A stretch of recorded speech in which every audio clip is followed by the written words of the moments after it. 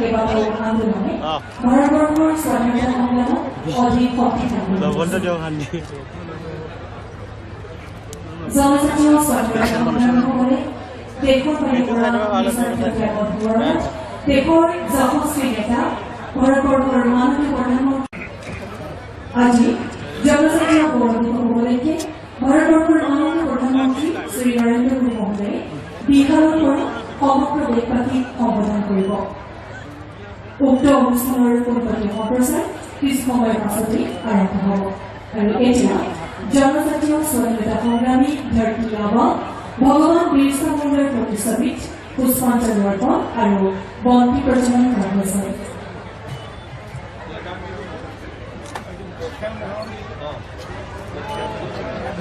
আমাৰ ব্ৰিটিছ অতিথিসকলক আমি কাইলৈ আমন্ত্ৰণ জনাইছো।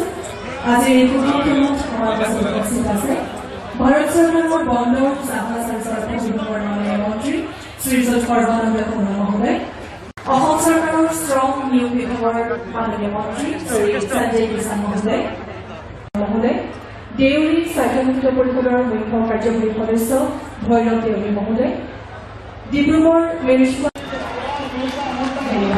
May I now request Sri Robin Bora, Director IWAI, to present felicitation former Minister.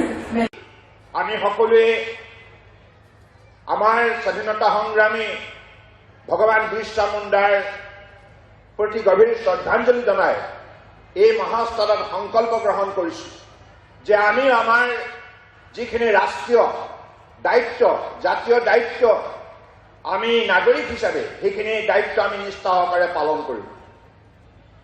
যেনেধৰণে বিৰছা মুণ্ডা ডাঙৰীয়াই তেখেতে আদিবাসী সমাজৰ বাবে, আদিবাসী সমাজৰ স্বকীয় বৈশিষ্ট্য আৰু ইয়াৰ পৰিচয় ৰক্ষা কৰাৰ বাবে স্বাধীনতা সংগ্ৰামত ইংৰাজৰ বিৰুদ্ধে প্ৰবল প্ৰতিবাদ সাব্যস্ত কৰিছিল।